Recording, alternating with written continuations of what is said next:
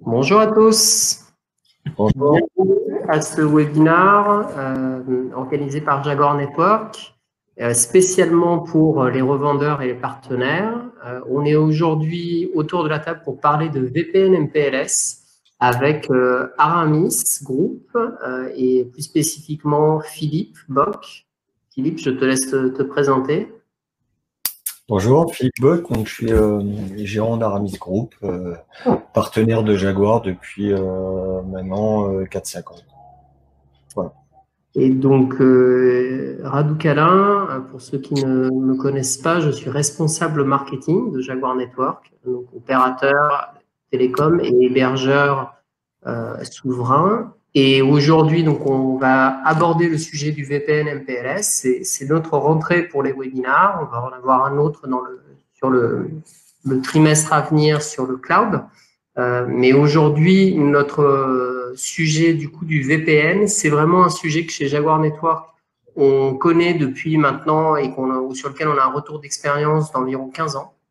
Ça fait quelques temps qu'on le met en place et on le met en place avec de plus en plus de facilité pour les partenaires, puisque aujourd'hui, on a un véritable savoir-faire et des équipes dédiées pour justement accompagner les partenaires en vente indirecte. Au départ, on le mettait en place pour des clients finaux et cette expertise-là, on a voulu la simplifier pour les revendeurs.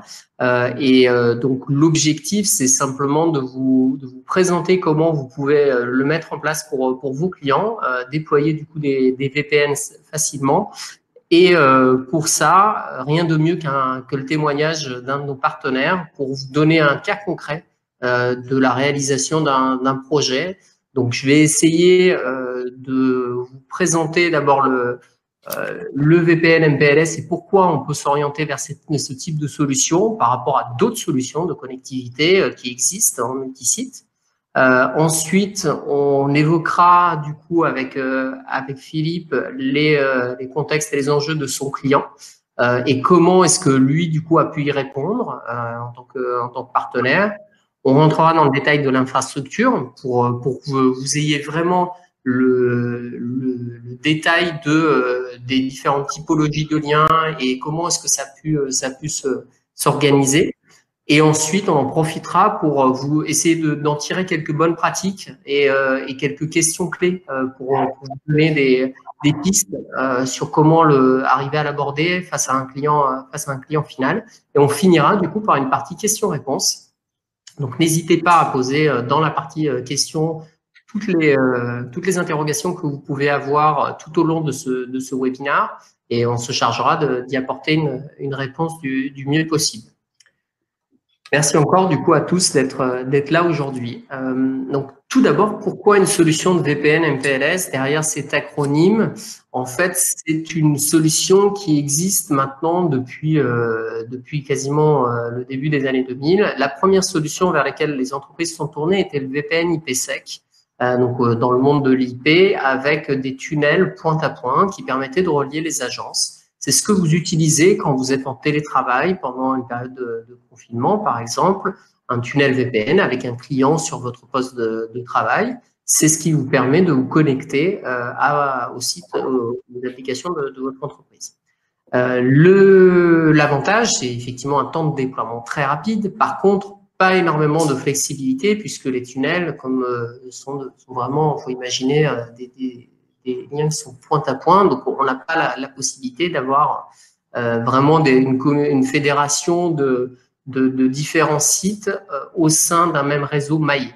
C'est ce que va apporter l'évolution avec le VPN MPLS. MPLS étant le nom un peu complexe d'un protocole, donc multi-packet layer switching, qui permet justement ce maillage qui va amener de la performance garantie de bout en bout et du coup de la qualité de service qu'on va pouvoir mettre en place sur les liens pour prioriser certains flux par rapport à d'autres. Donc, ça va être le thème de notre webinaire aujourd'hui. Et la technologie qui a le vent en poupe depuis maintenant on va dire 5 années, c'est le SD-WAN, donc Software Defined WAN. Donc c'est du du coup un réseau piloté par le logiciel. C'est quelque chose, une couche qui va venir en plus, du coup, souvent d'un réseau VPN pour pouvoir, par exemple, venir sur un réseau VPN MPLS tiers et pouvoir s'adosser avec un autre réseau VPN, donc pouvoir agréger plusieurs réseaux et surtout pouvoir mettre en place des liens d'accès de fournisseurs différents. Le VPN MPLS est une technologie où les liens d'accès du coup sont fournis par le même fournisseur. Le SD-WAN permet vraiment cette flexibilité. On dit souvent que le logiciel permet d'être agnostique. C'est vraiment ça l'objectif, c'est de pouvoir agréger des liens de type fibre, SDSL, ADSL, même 4G. Donc c'est quelque chose qui évolue de plus en plus et qui est surtout retenu pour quand l'entreprise a des besoins vraiment d'optimisation en fait de la performance applicative. Donc ce n'est pas c'est une technologie qui nécessite une maîtrise technique importante et qui nécessite également d'avoir vraiment des enjeux autour du filtrage applicatif, ce qui n'est pas le cas de toutes les entreprises. Le VPN MPLS, en revanche, c'est vraiment quelque chose qui est aujourd'hui maîtrisé et qui permet de garantir la qualité de manière très cohérente et très fiable. Pour choisir son fournisseur d'accès, ce qui semble important des retours d'expérience qu'on a eu des partenaires, c'est d'une part de s'assurer de faibles temps de transit. Aujourd'hui, quand on a des temps de latence, on peut le constater quand on essaye de se connecter à des applicatifs à distance, ça dégrade la satisfaction des utilisateurs. Et c'est la même chose pour les clients quand ils essayent d'accéder à un site web et que ça n'avance pas.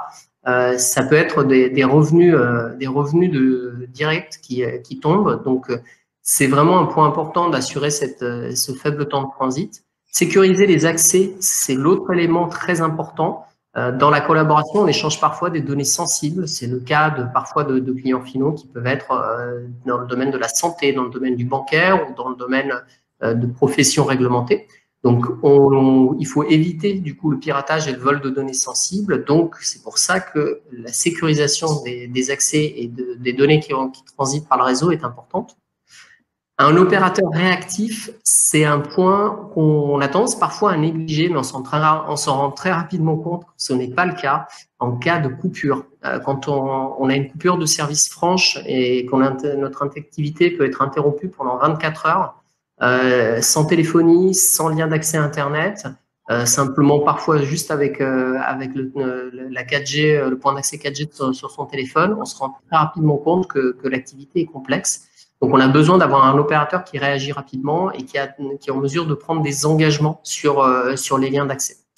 Et enfin, pouvoir ajuster la solution aux évolutions de l'entreprise. On a pu le voir beaucoup pendant la période du Covid. On a eu des sociétés qui nous ont contactés pour augmenter leur débit. Il faut être capable de pouvoir vraiment augmenter à la hausse et puis ensuite à la baisse quand le besoin ne se fait plus sentir. Pouvoir faire évoluer le débit des liens, et ça c'est un point qui est essentiel. Et ça peut être également le cas quand on a des besoins de déménager un site, ou alors quand on ouvre une nouvelle agence. C'est également la réactivité de l'opérateur qui est un point important. Avant du coup de mettre en place un VPN MPLS, on fait un travail préalable avec le client qui est pour définir les règles de routage et de qualifier vraiment ses besoins. Donc, on identifie les différentes typologies en fait de services qu'il va avoir besoin de faire transiter sur ce VPN. Donc, la voix sur IP, les applicatifs métiers, des services SaaS éventuels, les emails, les serveurs fichiers. On vous a donné quelques exemples. Et derrière, on va définir quelle typologie, du coup, est-ce que c'est des liens qui sont sensibles justement, qui ont besoin du coup d'avoir une priorité supplémentaire sur les liens d'accès. Et puis, s'il y a besoin également de prévoir un lien de secours pour cette typologie de liens. Donc, c'est un exercice qui peut paraître un peu rébarbatif initialement, mais c'est essentiel de le faire avec les clients pour pouvoir dimensionner au mieux les liens. Ne pas mettre un lien de 100 mégas juste parce qu'on est éligible à 100 mégas, mais justement le dimensionner par rapport aux besoins vraiment des applicatifs et puis au niveau de garantie attendu également sur la typologie de lien. Ce que permet également le VPN MPLS, c'est pas seulement d'optimiser ces liens d'accès, c'est pas seulement de pouvoir fédérer différents sites et faire travailler ensemble les collaborateurs, c'est aussi de pouvoir centraliser la gestion et de superviser en 24/7 les différents types de liens. Là, on peut avoir un exemple de tableau de bord avec un nombre de sites, l'utilisation du coup, le débit montant descendant, le nombre de sites actifs, et puis également des rapports sur les différentes applications qui sont les plus utilisées en entrée, en sortie. Donc, ce type de rapport va pouvoir être mis en place dans le cadre d'un VPN MPLS. C'est ce qu'on utilise aujourd'hui pour s'assurer que les lignes, il n'y a pas de problème sur les liens d'accès, que on a bien une bonne qualité de service. Si on constate des pertes de paquets, si on constate justement des lenteurs sur le réseau, c'est également ce type d'outil qui va permettre de faire le diagnostic et de pouvoir remonter à quelle peut être la source. Ça peut être simplement un pic de charge inhabituel. Ça peut permettre également de détecter de manière avancée une attaque, une cyberattaque, par exemple de type déni de service, avec du coup une utilisation intensive du réseau. Ensuite, dans le VPN MPLS, on va mettre en place des classes de services donc sur les différentes typologies de liens par rapport aux usages. Donc, sur la téléphonie, c'est une classe de service qui est considérée comme prioritaire. La téléphonie ne souffre pas d'avoir un débit qui n'est pas garanti. Sinon, on se retrouve avec des problèmes de lignes qui grésillent, de mauvaise qualité du signal. Et c'est quelque chose qui est vraiment très problématique, notamment quand on a un centre d'appel, quand on doit répondre à des clients. On a également les applications métiers, les CRM, les ERP aujourd'hui, qui sont également à prioriser dans l'usage. C'est ce qu'on va appeler une classe critique. Donc la classe VoIP, c'est du temps réel, puisque les communications sont en temps réel. Ensuite, on a la classe critique. La classe métier va porter beaucoup sur des applications métiers et mail. Et enfin, une classe standard va être vraiment sur l'usage Internet et lecture de vidéos. C'est ce qui sera le moins prioritaire à ce niveau-là. Évidemment, ces 4 classes de services, elles sont définies par rapport aux besoins qu'on a pu voir précédemment et elles sont évolutives pendant le cycle de vie justement du projet. Donc, on peut les faire évoluer et ajuster si on constate, par exemple, qu'on a mis en place un nouvel ERP et qu'on souhaite du coup donner la priorité à l'accès à cet ERP. Pour choisir le type d'accès, on a 2 technologies qui existent aujourd'hui pour les liens garantis. Le cuivre, qui est la technologie, on va dire, historique, qui permet pas d'aller dans des débits très élevés, mais qui a pour avantage d'être présent un peu partout sur le territoire. Et de l'autre côté, la fibre, qui du coup doit arriver à 100% de couverture du territoire en 2024. Aujourd'hui, la France est le 3e pays en termes de déploiement sur la fibre. Donc, on a vraiment un déploiement qui est massif du côté des opérateurs, avec différentes gammes selon la typologie du coup de qualité de service attendue, entre le FTTO du coup pour les sites critiques, le FTTE pour les sites secondaires et puis le FTTH qui est pour les liens de secours et qui vient remplacer la technologie ADSL aujourd'hui. Donc la fibre, elle permet en revanche des débits pouvant aller jusqu'à 10 gigas, plus important. Elle est évolutive, c'est-à-dire qu'on peut passer de 10 mégas à 20 mégas sans avoir à changer de lien, ce qui n'est pas le cas pour le cuivre. Mais par contre, il faut prévoir que les délais de déploiement pour la fibre sont plus importants que pour le cuivre et que il y a du génie civil parfois qui est nécessaire, des travaux qui peuvent ralentir la mise en place. Donc, le cuivre peut être une bonne solution de secours en attendant du coup que la fibre soit déployée. Et du coup, ce qui m'amène à l'importance de sécuriser son lien d'accès. On constate plusieurs types de choix qui peuvent être faits, du secours fibre-fibre, quand on a la chance d'avoir 2 opérateurs qui sont présents, donc une fibre SFR par exemple, une fibre Orange, un secours fibre SDSL, qui est ce qu'on voit beaucoup chez nos partenaires aujourd'hui, et puis éventuellement un secours SDSL quand la fibre n'est pas disponible. C'est des choix qui existent.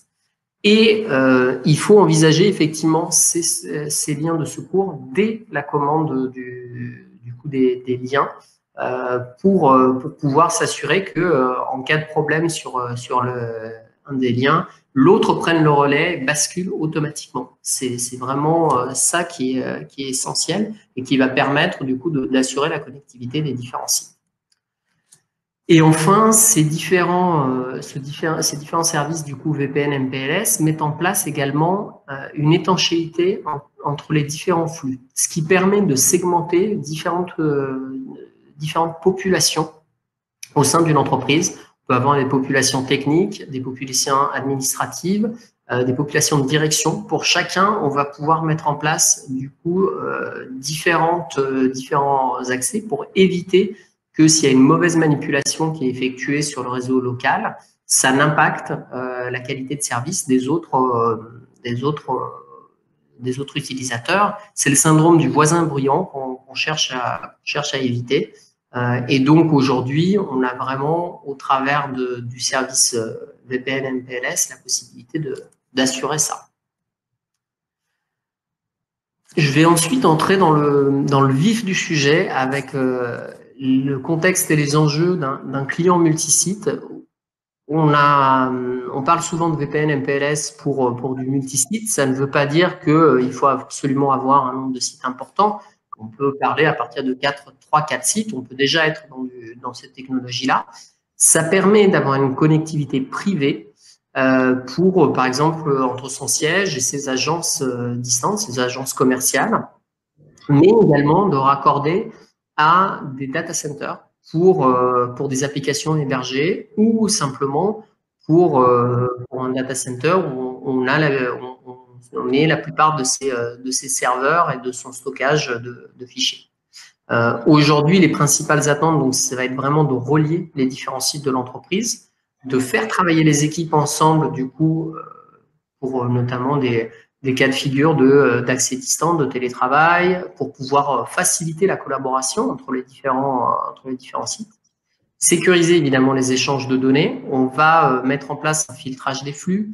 Il y a des pare-feux également qui sont mis en place pour éviter justement le piratage des données. Gérer la priorisation des flux, ça c'est au niveau central. Donc au niveau du coup de la console de gestion, vous avez pu voir un tableau de bord. La priorisation des flux va pouvoir se faire de manière centralisée. Il n'y aura pas besoin de déléguer ça à chacun des sites. Et enfin, d'assurer une connectivité aux applis en cloud. Aujourd'hui, on fait de plus en plus appel à des applications en mode cloud, en mode SaaS, et donc pouvoir avoir une connectivité garantie vers ces applications est une des autres attentes. Ça, c'est certaines des attentes qu'on va retrouver dans le projet concret de notre partenaire Aramis ici. Je te passe ta main, Philippe. Merci. Donc, juste pour nous présenter, donc Aramis Group, on existe depuis bientôt 20 ans. Nous serons, alors les chiffres ont un peu évolué, nous serons 27 à la fin de l'année et on devrait atteindre à peu près 4 millions d'euros de chiffre d'affaires. On est là pour accompagner en fait les TPE, PME dans leur transformation digitale, on va dire au sens large. Ça veut dire on les accompagne sur la partie informatique, téléphonie, print. Et puis, on a en fait 2 activités parallèles, le marketing digital et la formation pour accompagner les utilisateurs de nos clients voilà, sur toute la transformation digitale. Alors, comment on a connu Jaguar? Non, on a connu Jaguar, ça remonte à 2014 en fait, sur la réponse à un appel d'offres, un concurrent s'est appuyé sur Jaguar Network pour défendre son offre, notamment qui était basée sur une offre en MPLS dans les clouds de Jaguar. Et j'avais bien aimé en effet la présentation un petit peu de ce que Jaguar proposait. Et puis voilà, je me suis rapproché de Jaguar quelques années après. Aujourd'hui, on travaille principalement avec Jaguar sur toute la partie offre cloud et voilà, réseau. Alors, les enjeux de notre client. Donc, c'est une association qui évolue dans le médico-social, qui est multisite. On a 11 sites dont le siège. C'est des gens qui, en fait, fonctionnaient en informatique on-prem, hein, donc chaque site avait un serveur, avait son firewall pour la partie sécurité, la gestion de ses sauvegardes site à site, et on avait des besoins de revoir toute l'informatique et de centraliser tout ça. Donc le premier besoin, c'était fiabiliser les connexions. Donc on était dans une région de France pas très bien desservie, avec très peu de fibres, des SDSL plutôt à faible flux. On était sur du 2 ou 4 mégas. Ils avaient besoin qu'on assure la haute disponibilité des connexions, parce que ce n'était pas le cas à l'époque. Hein, les liens n'étaient pas décuplés, pardon. Donc vous n'aviez pas de possibilité en fait, en cas de crash d'une liaison, d'avoir de backup. Donc l'évolution de l'association a fait que les directeurs qui avant étaient directeurs par site, on a vu apparaître des directeurs de pôle qui avaient besoin de travailler sur du multisite. Et puis le télétravail, bien sûr, qui est de plus en plus présent, et encore plus avec le Covid aujourd'hui. Et voilà, donc on avait toutes ces raisons qui disaient qu'il fallait qu'on revoie un petit peu l'architecture informatique. Ils avaient besoin de centraliser l'infrastructure, donc ça, l'objectif en effet, en proposant cette architecture, cette nouvelle architecture que je vais vous présenter après, on avait la possibilité de centraliser notamment des équipements, plutôt que de multiplier les firewalls, on n'en a plus qu'un en centrale, par exemple. Hein. Concernant la messagerie, les sauvegardes, la gestion de la sécurité, les applications métiers, tout ça, c'était des choses qui pouvaient être gérées en centrale et ne plus être démultipliées sur tous les sites. Et enfin, avoir la possibilité de mieux gérer des déménagements futurs possibles ou de la croissance externe, puisque souvent ce type d'association se regroupe. Et on peut, en effet, sur une période de 5 ans, se retrouver de 10 à 20 établissements sans aucun souci. Enfin, le besoin de simplifier l'exploitation en apportant de nouveaux services. Donc, en effet, en on-prem, Aramis, on accompagne notre client, mais pas en 24/7/7. Hein, on n'a pas les équipes pour le faire. Donc, aujourd'hui, ça s'arrêtait à du 5 jours par semaine aux heures de bureau. Connexion à distance aux outils informatiques de l'association. En effet, le télétravail nous pousse aussi à revoir un peu les choses en termes d'organisation informatique et permettre au client de se recentrer, lui, sur son projet, qui est son métier avant tout. Voilà l'enjeu de notre client. Ok.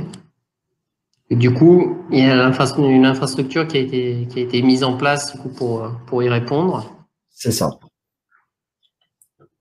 Donc voilà, on a donc décidé, accompagné par Jaguar, donc l'avant Jaguar, de proposer à notre client un réseau VPN MPLS, où là on oublie complètement tout ce qui est on-prem, c'est-à-dire qu'on se retrouve avec sur chaque site plus que des PC et des imprimantes, en gros.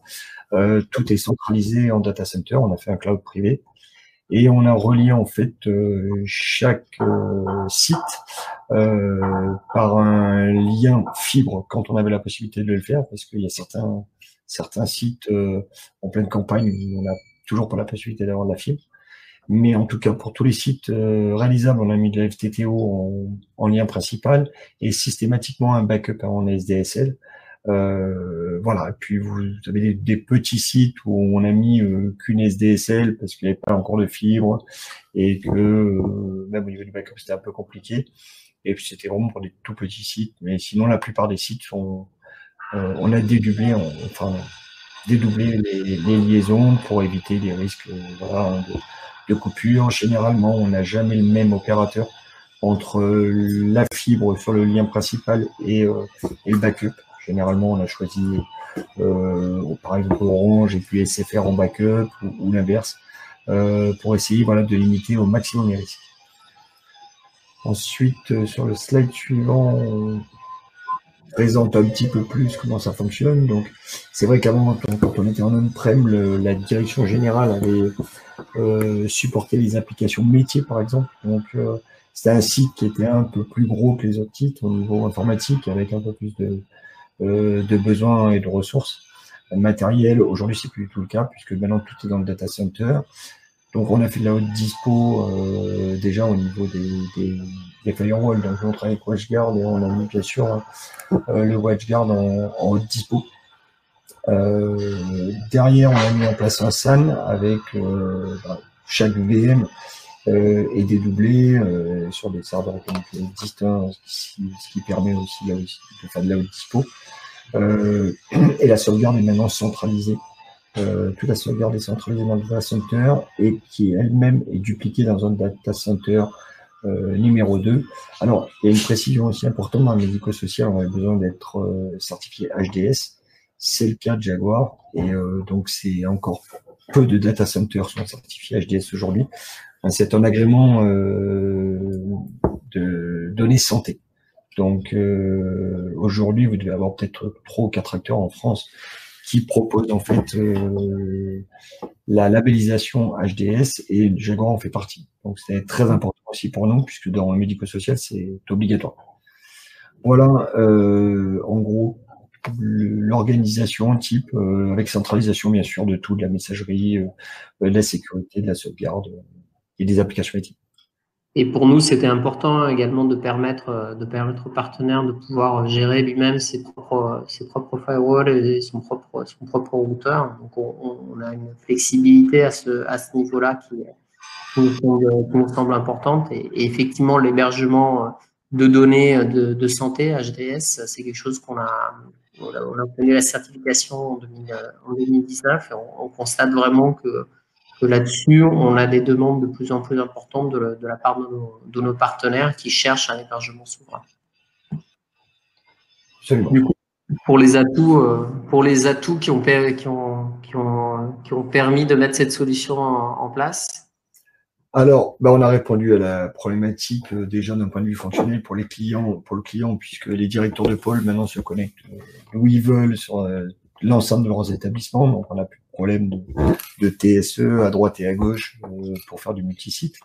Confort au niveau de la connexion. Aujourd'hui, c'est vrai que là, on leur a mis des fibres en FTTO avec un débit largement suffisant pour répondre à leurs attentes et on n'a aucun souci aujourd'hui de flux, ça se passe très bien.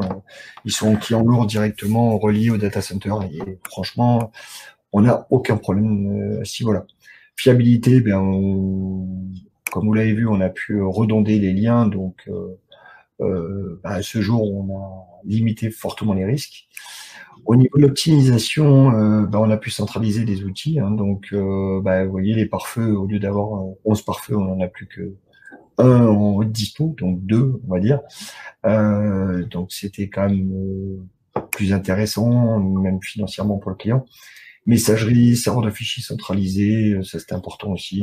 Et pour notre client, c'était devenu vraiment nécessaire. Au niveau de la sécurité, là on a beaucoup plus de sécurité.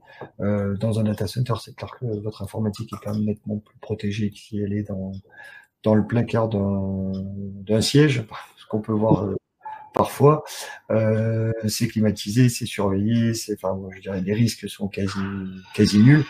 Et puis on a surtout une équipe qui est là pour appuyer sur le bouton quand un serveur tombe en pleine nuit un 14 juillet, et ça on ne savait pas le faire. Voilà, donc ça c'est vraiment un gros plus pour les gens qui aujourd'hui ont l'exigence de n'avoir quasi aucune coupure.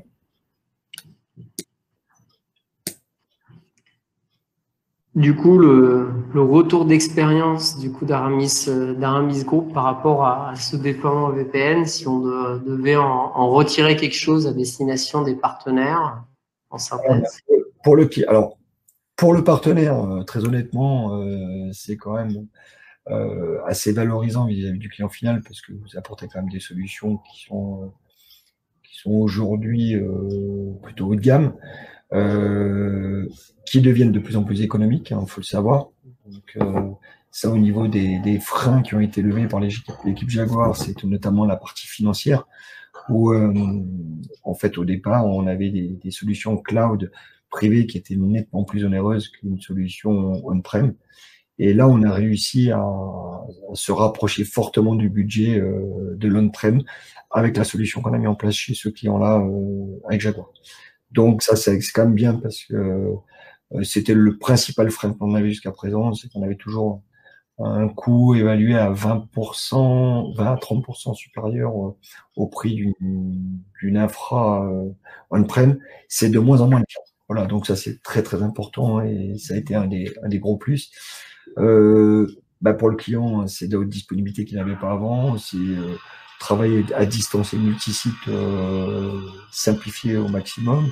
La possibilité demain matin d'intégrer 2-3 sites supplémentaires sans qu'il y ait quasiment de changement au niveau de leur informatique. C'est beaucoup plus performant et fiable que ça ne l'était. Et puis vous avez, comme je vous dis, une équipe qui est là 24/7. C'est quand même un gros plus en termes de service. Certification sectorielle, ça j'en avais parlé, hein, le fait en effet d'être agréé HDS, c'était devenu une obligation. Voilà, donc ça c'est un énorme plus chez Jaguar, je vous le dis, parce que très peu de sites encore proposent des data centers agréés HDS. Les bonnes pratiques à retenir, la redondance des liens, ça je pense que c'est obligatoire aujourd'hui, hein, parce qu'on prend quand même un peu plus de risques, et puis tout passe par là. Donc, en tout cas, nous, chez Aramis, on ne veut pas prendre le risque et si on le peut, on dédouble les liens systématiquement. Réactivité commerciale et accompagnement humain de l'équipe Jaguar. C'est vrai que vous avez une super équipe avant-vente qui se fond dans l'équipe Aramis et joue le jeu, donc nous apporte beaucoup aussi lorsqu'il faut défendre notre projet face à des DSI avec pas mal d'offres concurrentes, donc c'est très important et je l'apprécie beaucoup. Et puis vous avez un chef de projet affecté en effet dès que l'affaire est signée. Donc là-dessus, pas de souci sur les déploiements. C'est pas notre premier chez Jaguar et ça s'est jusqu'à présent toujours bien passé. Au niveau des bonnes pratiques qu'on peut relever, il y a vraiment l'importance de définir clairement le périmètre de responsabilité sur les équipements IT. Donc, on parlait par exemple du cas des firewalls. Qui va manager du coup le firewall? Est-ce que c'est le partenaire? Est-ce que c'est les équipes du client? Jaguar Network peut également proposer des firewalls managés, mais c'est un point important à clarifier. Le niveau d'engagement également, la garantie de temps de rétablissement, du coup de 4 heures, est-ce qu'on en a besoin en 24/7 sur tous les sites ou est-ce que c'est le cas que pour certains sites qui sont vraiment critiques? Et ça, aujourd'hui, c'est quelque chose qui fait que beaucoup de sociétés basculent vers des solutions de VPN, MPLS et un hébergement dans le cloud. C'est le fait qu'ils n'ont plus la nécessité d'avoir des équipes sur site d'astreinte pour pouvoir gérer les problèmes informatiques. Du coup, ils reportent cette responsabilité ailleurs et c'est beaucoup plus économique.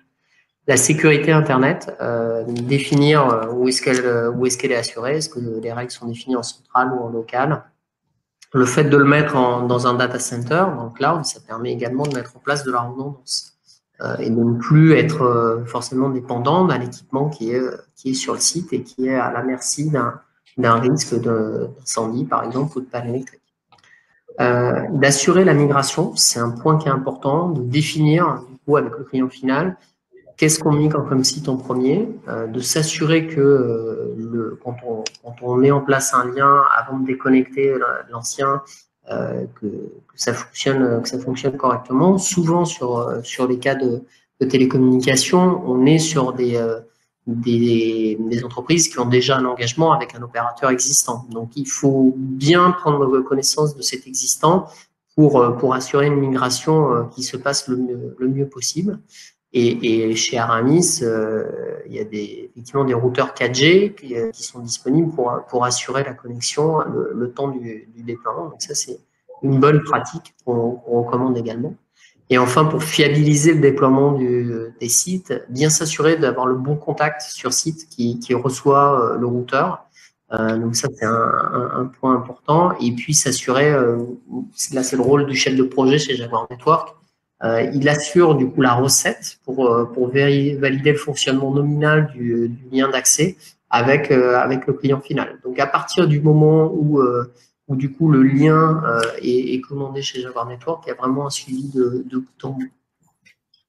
Et donc, les questions à poser pour qualifier le besoin du client, évidemment, le budget est un point important, mais également le nombre de sites, où est-ce qu'ils sont localisés par rapport à l'éligibilité, le nombre de collaborateurs et s'il y a des besoins de connexion à distance, des VPN nomades, et le dimensionnement du lien va pouvoir se faire en fonction de ça. Il me semble que c'était pour le cas échéant, le cas concret, c'était 1 méga par utilisateur, il me semble, c'est ça l'ordre de grandeur. Absolument.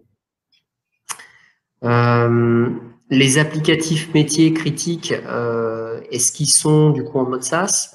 Comment est-ce qu'on assure la sécurité des accès du coup à ces applicatifs métiers? Parce qu'il y a des données souvent qui sont sensibles.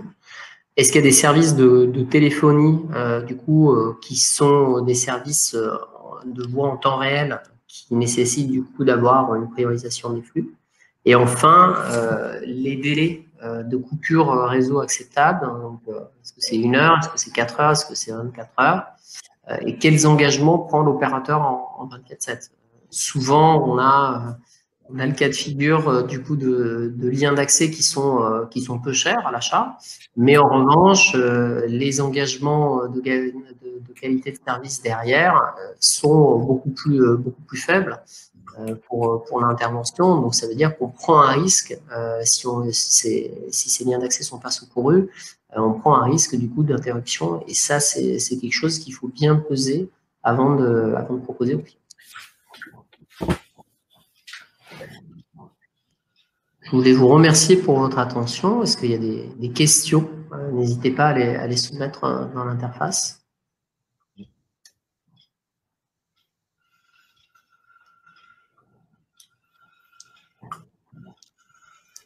On était clair.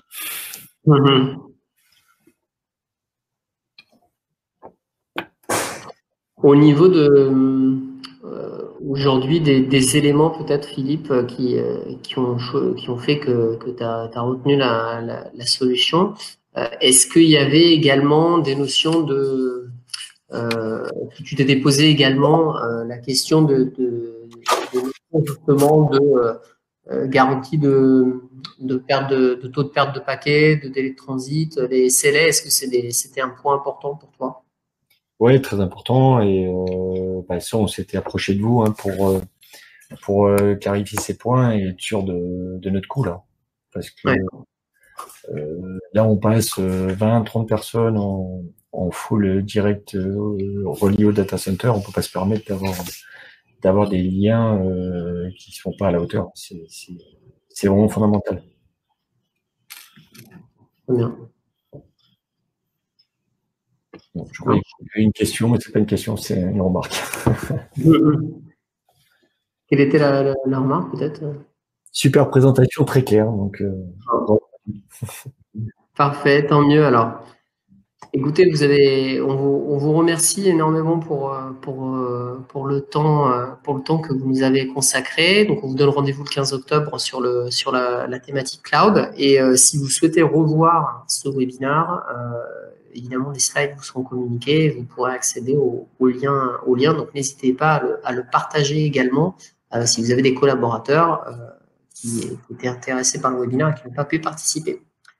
Merci infiniment et on reste à votre disposition si vous avez des demandes, évidemment, pour ce type de service. Bonne journée à tous. à bientôt. À bientôt. Au revoir.